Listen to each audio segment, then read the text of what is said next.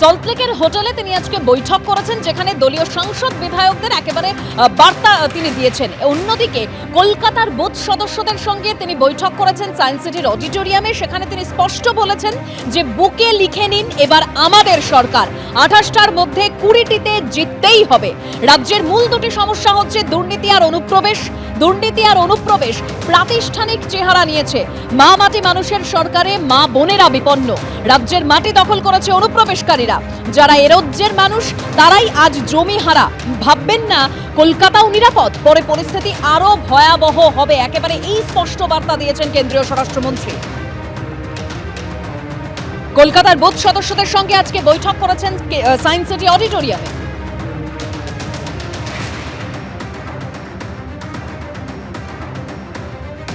Science city অডিটোরিয়ামে কেন্দ্রীয় স্বরাষ্ট্রমন্ত্রী কলকাতার বুথ সদস্যদের সঙ্গে বৈঠক করার আগে সুকান্ত মজুমদার ঠিক কি বলেছেন শোনাবো। বন্ধুগণ, এবারে নির্বাচন অর্থাৎ 2026-এ নির্বাচন তৃণমূলের বিসর্জনের নির্বাচন। এই বিসর্জনের নির্বাচন, এই নির্বাচনে আমাদের তৃণমূল কংগ্রেসকে পরাভূত করতে হবে, হারাতে হবে, এবং তার জন্য আমাদের সকলকে কাঁধে কাঁধ মিলিয়ে লড়াই করতে হবে। একদম কুচবিহার থেকে শুরু করে আলিপুরদুয়ার থেকে শুরু করে কাকদ্বীপ পর্যন্ত বা কাঁথি পর্যন্ত যদি আপনি ভাবেন, প্রত্যেক জায়গায় নরেন্দ্র মোদী প্রার্থী এবং পদ্মফুল প্রার্থী। এই পদ্মফুলকে জেতাতে হবে, অন্য কোনো কিছু দেখলে হবে না। আমরা মহাভারতে গল্প শুনেছি যে অর্জুনকে যখন বলা হয়েছিল লক্ষ্যভেদ করার জন্য, অর্জুন একমাত্র বলেছিল আমি শুধু চোখ দেখতে পাচ্ছি। বন্ধুগণ, আপনারা কি দেখতে পাচ্ছেন সেটা আমি বলতে পারবো না, কিন্তু আমি যদি দেখতে পাচ্ছি এখান থেকে বসে বিগত প্রায় 4 বছর এই রাজ্যের রাজ্য সভাপতি হিসেবে কাজ করার পর আমি দেখতে পাচ্ছি যে 26-এ পশ্চিমবঙ্গে ভারতীয় জনতা পার্টির মুখ্যমন্ত্রী শপথ নিচ্ছে, সেটা আমি এখান থেকে দাঁড়িয়ে দেখতে পাচ্ছি। রাজ্যে আজকে অমিত শাহর শেষ দিন ছিল এবং আজকে তার যে 3 দিনের সফর, সেই 3 দিনের সফরে এসে তিনি একেবারে টার্গেট সেট করে দিয়েছেন 26-এর উদ্দেশ্যে। এবং তিনি যেটা বলছেন যে বিধায়কদের যদি ফের টিকিট পেতে হয় তাহলে কিন্তু তাদের নিজেদের যোগ্যতা প্রমাণ করতে হবে। বুকে লিখে নিন, এবার আমাদের সরকার কলকাতার 28টার মধ্যে 20টিতেই জিততে হবে। সায়েন্স সিটি অডিটোরিয়ামে কলকাতার বুথ কর্মীদের উদ্দেশ্যে, বুথ সদস্যদের উদ্দেশ্যে এই বার্তা দিয়েছেন কেন্দ্রীয় স্বরাষ্ট্রমন্ত্রী। আর এই বৈঠক থেকে বেরোনোর পর বিজেপি নেতা শিশির বাজোরিয়া কি বলেছেন শোনাবো। সব টনিক পেলাম। মূল মন্ত্র ছিল 2026 ভাজপা সরকার আসবে, ভারতীয় জনতা পার্টি সরকার।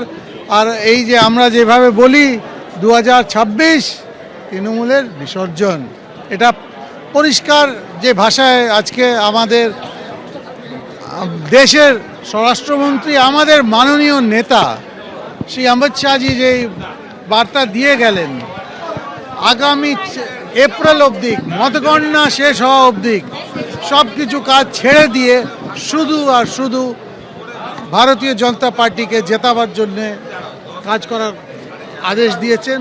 আর এটা শুধু পশ্চিমবঙ্গের জন্য না, পুরো দেশের জন্য। একদিকে তিনি বলছেন যে বুকে লিখে নিন, এবার আমাদের সরকার। আর তিনি বলছেন যে তৃণমূল সরকারকে উপড়ে ফেলতে হবে, তার জন্য দুটো সমস্যাকে হাতিয়ার করতে হবে, 1 দুর্নীতি, 2 অনুপ্রবেশ। এবং দুর্নীতি আর অনুপ্রবেশ প্রাতিষ্ঠানিক চেহারা নিয়েছে।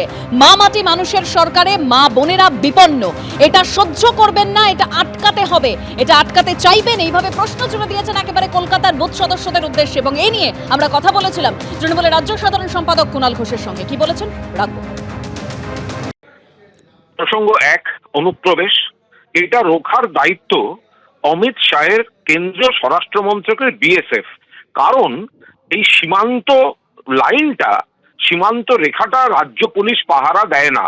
উনি যতবার অনুপ্রবেশ কথাটা বলবেন ততবার সেম সাইড গোল হবে। 2, পশ্চিমবঙ্গে নারদার ভিডিওতে কে ছিল আসামে, কে ছিল ওই মহারাষ্ট্রে।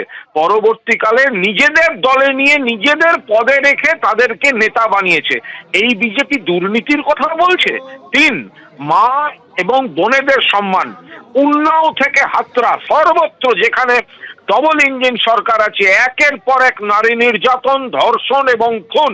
পশ্চিমবঙ্গে একটা বিচ্ছিন্ন ঘটনা ঘটলেও পুলিশ ব্যবস্থা নেয় এবং দ্রুত বিচার শেষ করে কোথাও ফাঁসি, কোথাও যাবজ্জীবনের সাজা আদায় করে আনে, তারা যে যে দোষে তুষ্ট তাদের সমস্ত কটা পাপ মানুষ দেখছেন।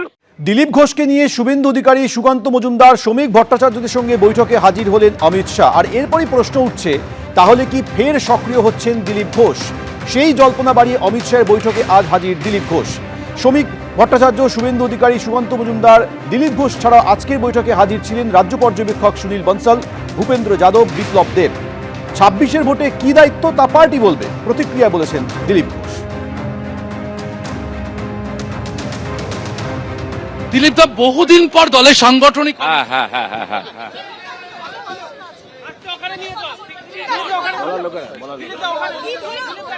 কথা বলছিলাম দিলীপ ঘোষের সঙ্গে, তিনি মন্তব্য করতে চাইছেন। শোনার জন্য ডাকা হয়েছিল, শোনার জন্য